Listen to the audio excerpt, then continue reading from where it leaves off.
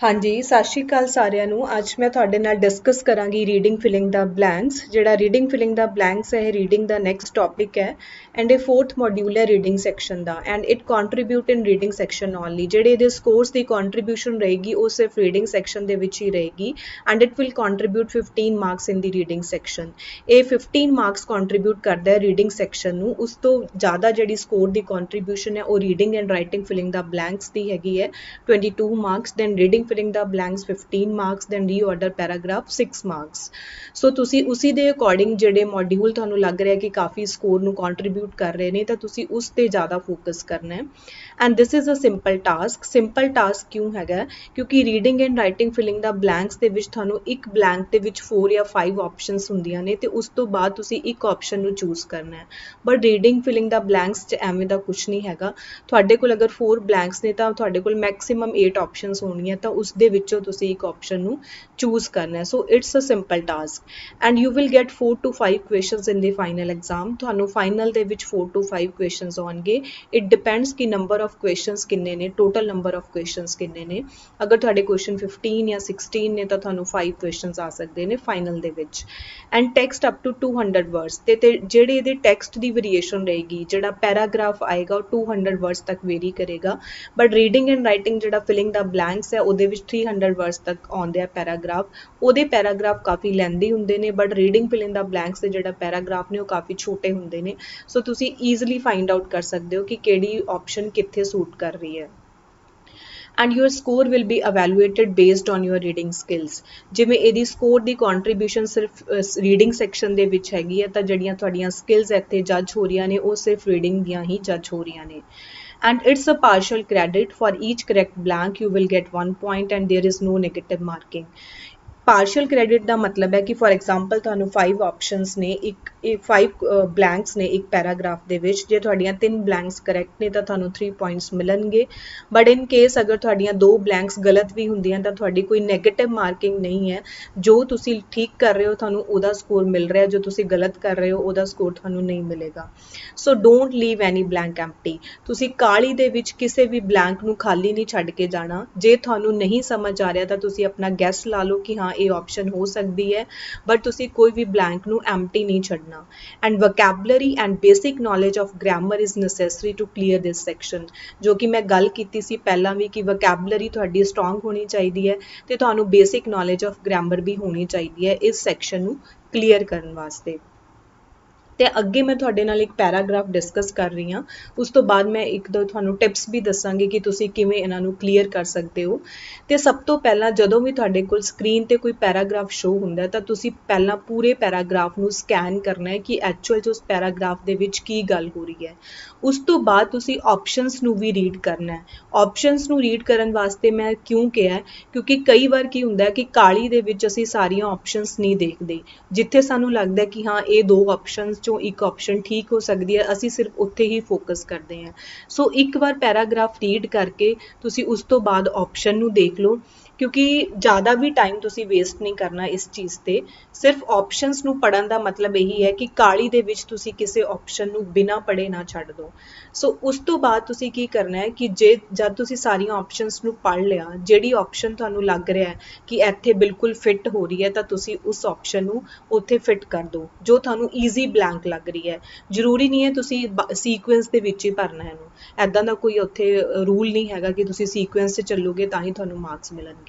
ਸੋ ਪਹਿਲਾਂ ਉਹਨੂੰ ਸਕੈਨ ਕਰੋ, ਆਪਸ਼ਨਸ ਨੂੰ ਰੀਡ ਕਰੋ, ਜੋ ਤੁਹਾਨੂੰ ਈਜ਼ੀ ਲੱਗ ਰਿਹਾ ਤੁਸੀਂ ਉੱਥੇ ਫਿਲ ਕਰਨਾ ਹੈ ਤੇ ਇਹਦੇ ਵਿੱਚ ਕੀ ਕਰਦਾ ਕਿ ਤੁਸੀਂ ਡਰੈਗ ਕਰਕੇ ਲੈ ਕੇ ਜਾਣਾ। ਜਿਵੇਂ ਉੱਥੇ ਮੈਂ ਤੁਹਾਨੂੰ ਦੱਸਿਆ ਸੀ ਕਲਿੱਕ ਕਰਕੇ 4 ਆਪਸ਼ਨਸ ਆਉਂਦੀਆਂ ਨੇ, ਇੱਥੇ ਤੁਸੀਂ ਡਰੈਗ ਕਰਕੇ ਉਸ ਬਲੈਂਕ ਨੂੰ ਉੱਥੇ ਫਿਟ ਕਰਨਾ ਹੈ। ਸੋ ਪਹਿਲਾਂ ਆਪਾਂ ਪੈਰਾਗ੍ਰਾਫ ਰੀਡ ਕਰਦੇ ਹਾਂ। ਪੈਰਾਗ੍ਰਾਫ 'ਚ ਗੱਲ ਹੋ ਰਹੀ ਹੈ scientist use research articles to dash their research finding and scientific claims. These articles are not just factual dash of experimental work.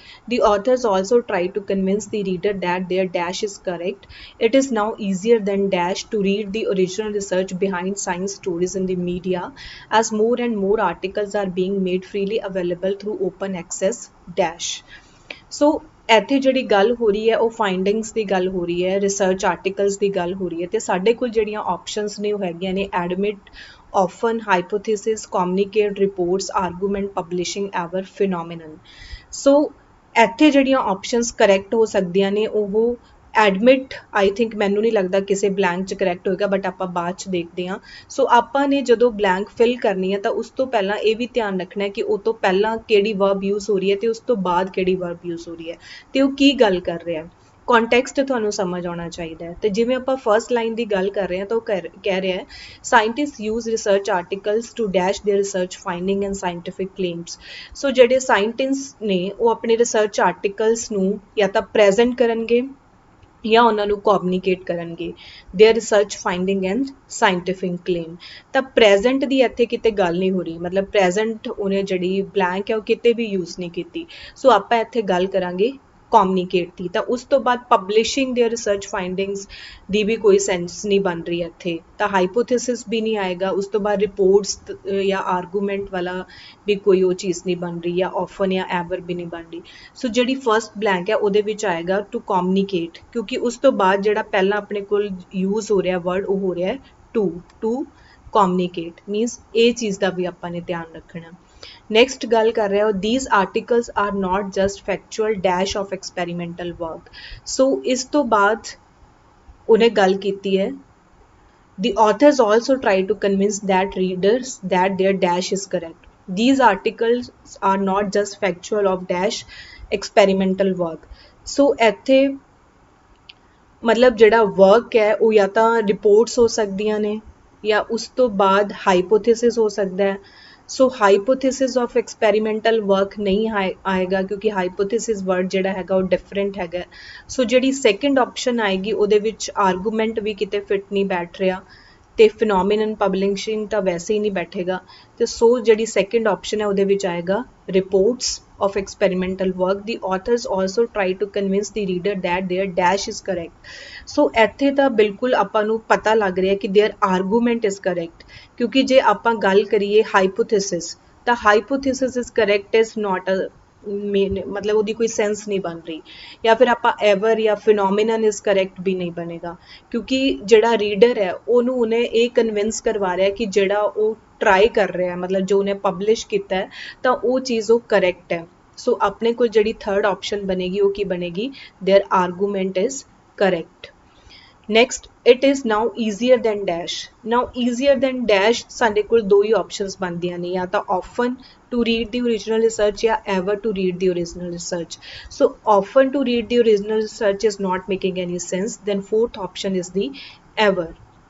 and next line is ever to read the original research behind science stories in the media as more and more articles are being made freely available through open access।